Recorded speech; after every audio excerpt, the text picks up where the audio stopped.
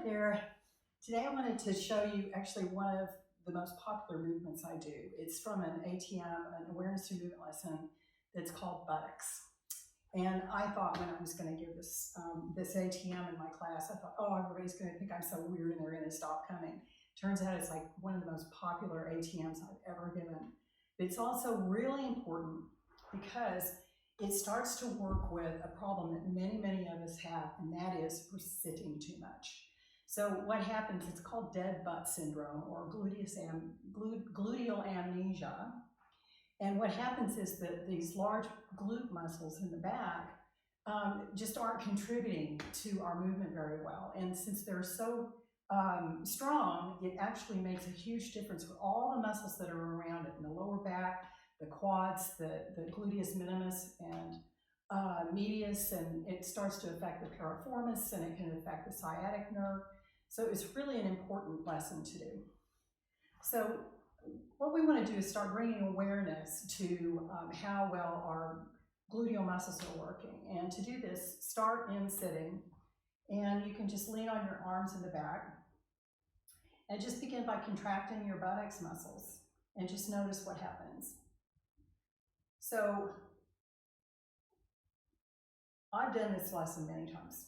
So when I do this, the natural tendency, the impulse when I contract the buttocks is it moves down my skeleton, the impulse moves down my skeleton, and it takes my feet and my knees outward in an outward motion.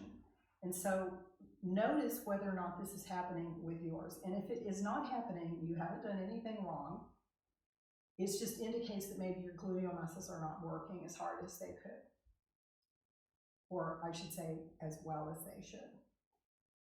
So if your feet are not turning outward, if they're just staying still, and I've actually had one client where they went inward, and that client had a lot of problems with his piriformis, with his hips, and with sciatica. So that kind of indicated that the outer butt muscles were not working at all. So if your feet are not moving outward, go ahead and prime the pump. Take your feet as you are contracting your buttocks muscles, take your feet outward. Let them go outward in your knees. Let the whole skeleton of your legs play outward. Now stuff is happening in your pelvis too, and I want to work with that in the next video. So just notice this. And then do one side. Just do, say, the right side. And notice what that feels like. And if it takes a lot of effort for you to do this, the Feldenkrais way to deal with something being hard, a movement being hard, is to put less effort into it, not more. So if it feels hard, do it less. Put less effort into it and bring more awareness to what's happening. And then try the other side and see what happens. And what we're looking for is to see if one side is more clear than the other side, if one side is easier than the other side, if the response in the feet is more clear on one side than the other. And then take it back and forth, contracting one side and then contracting the other. And try and keep your chest quiet. Your belly does not have to contribute to this. And you might start to notice if your quads in the front are trying to help. And just notice at this point. So now pause and rest for a little bit. And then the next thing we're going to do is we're going to come up onto our knees. So in this position, when we go into different positions, it changes how the muscle movement is channeled through gravity, through our skeleton. So in this position now, and this is called upright kneeling, take your knees as far away from each other as you can, and notice that your quads are engaging in doing this. So we're constricting the movement by engaging the quads in this position.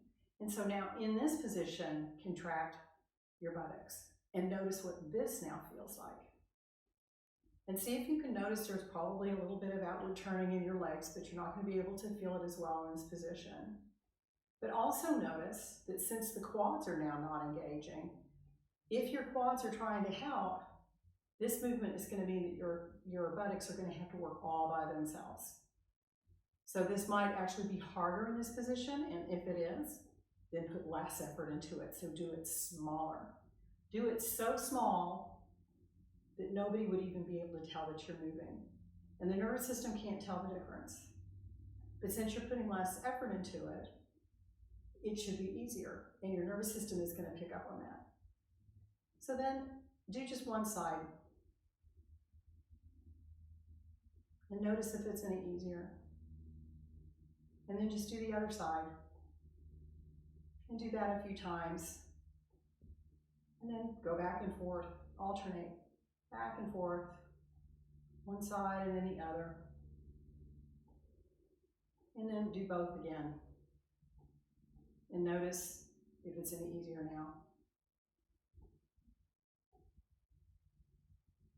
And now come back onto the floor, sitting, and again, contract your buttocks muscles. And even though I've done this ATM a bunch of times, I can feel that this is now clearer. So the impulse going from contracting the buttocks is channeling through my skeleton where everything is flaying out. Now there's one more position that we can do, and that is in standing. So come on up to standing. And in this position, contract your buttocks. And now the pelvis is moving a bit more than it did in the other positions because it's not constricted right now. But ignore what's happening in the pelvis right now. Then we're going to do that in part 2. So in contracting your buttocks, you might also still notice that this is moving through the skeleton in your legs to turn your knees outward. And there's going to be a little bit less, but still an impulse in your feet to turn outward. But now, because we're standing up, that's going to translate to just more pressure on the outside of your feet, and perhaps the inner edge of your feet is your arches are lifting up just a little bit. So again, just allow this to happen and even exaggerate the movement just a little bit. So as you contract your buttocks, allow your arches of your feet to raise and the pressure on the outer of your feet to increase. And then just do this a few times and you'll feel that your knees are going along for the ride, they're going outward. And then just do one side a few times. Notice if it's getting any easier. And do the other side.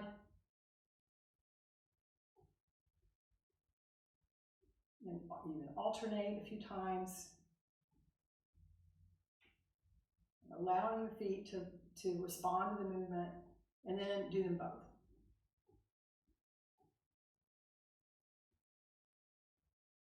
And now, come back to the original position. So in this position now, contract your buttocks muscles. And see if it's gotten any clearer.